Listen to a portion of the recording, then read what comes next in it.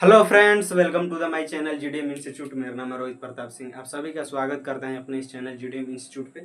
तो चलिए आज का हम लोग क्लास स्टार्ट करते हैं। आज का क्लास स्टार्ट करने से पहले बता दें कि हम लोग का डिफ्रेसिएशन का क्लास चल रहा था, जिसमें हम लोग डिफ्रेसिएशन के बहुत सारे लेक्चर देख चुके हैं और पॉइंट भी देख चुके हैं। जैसे डिफ्रेसिएशन का फार्मूला पर बेस्ड थोड़ा छोटा छोटा क्वेश्चन देखे थे, और एक हम टॉपिक देख चुके थे कंपोजिट फंक्शन। ठीक है, तो कंपोजिट फंक्शन देख रहे थे। कंपोजिट फंक्शन वाले क्लास में हम बोले थे कि अगला क्लास हमारा होगा एक्सप्लिसिट फंक्शन और इम्प्लिसिट फंक्शन। ठीक है, उसका डिफ्रेसिएशन पढ़ेंगे।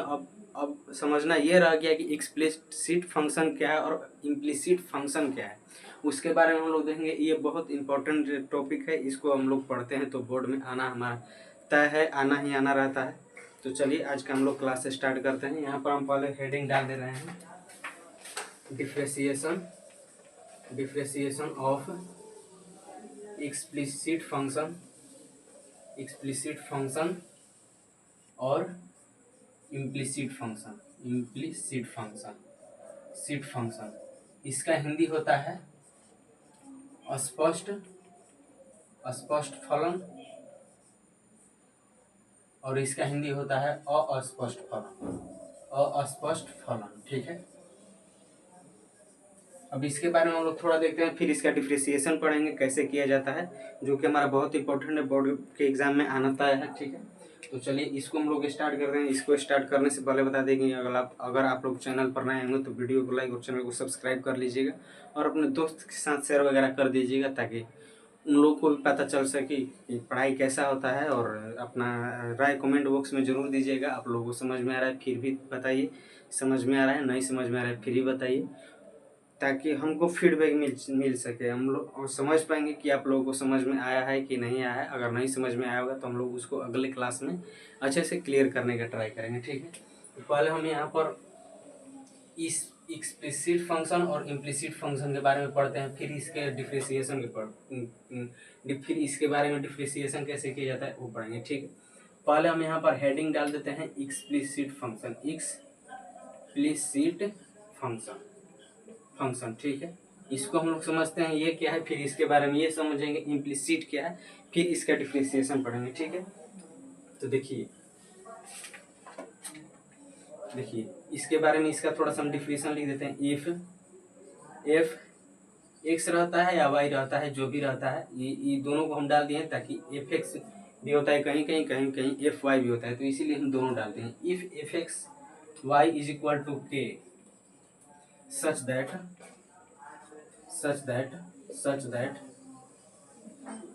if fxy is equal to k is any function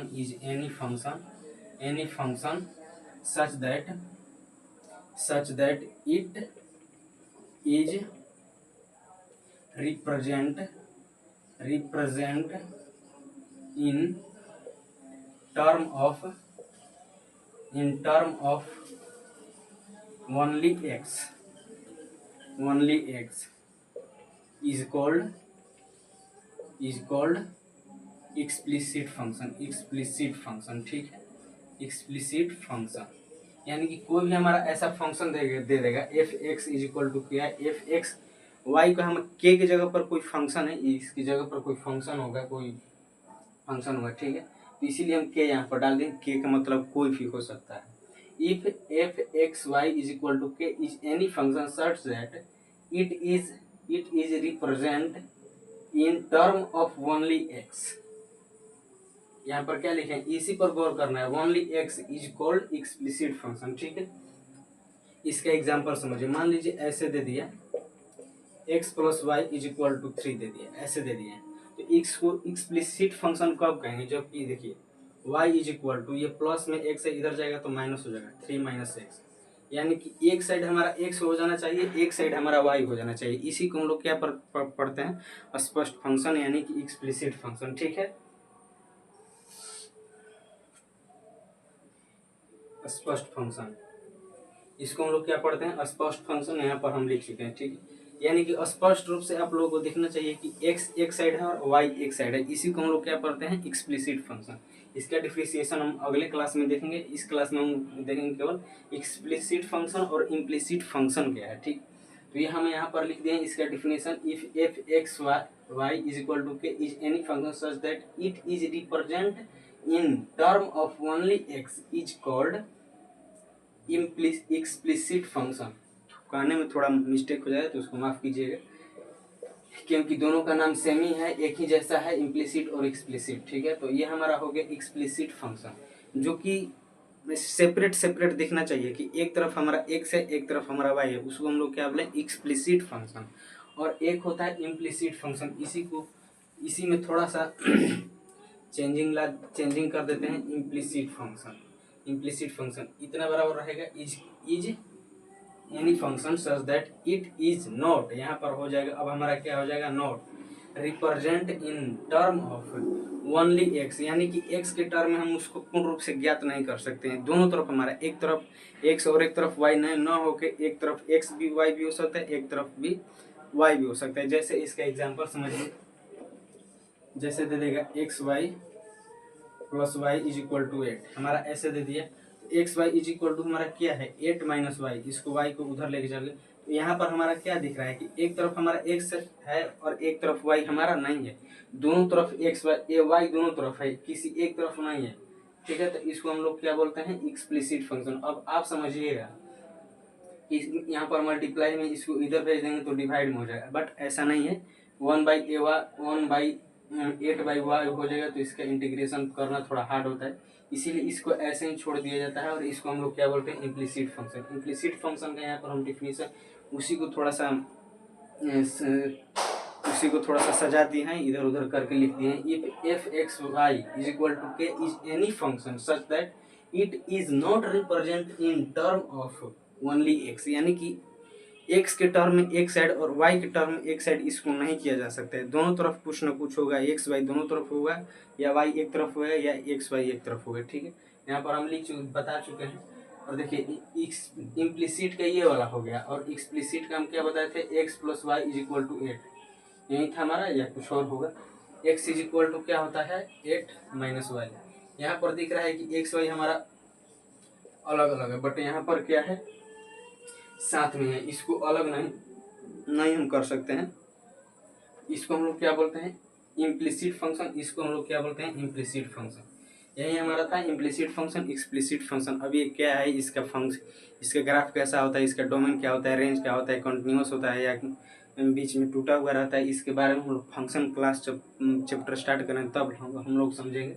अभी केवल आप इतना ही समझिए इसके बारे में, इसका डिफिनीशन जानेंगे, इसके बारे में अगले क्लास में देखेंगे, अच्छे से देखेंगे डिफ्रेंशिएशन कैसे किया जाता है। हालांकि बोर्ड के एग्जाम से बहुत इम्पोर्टेंट है। ठीक है, तो इसको देखना बहुत ज़रूरी है, तो आप लोग इसको अच्छे से देखिए समझिए।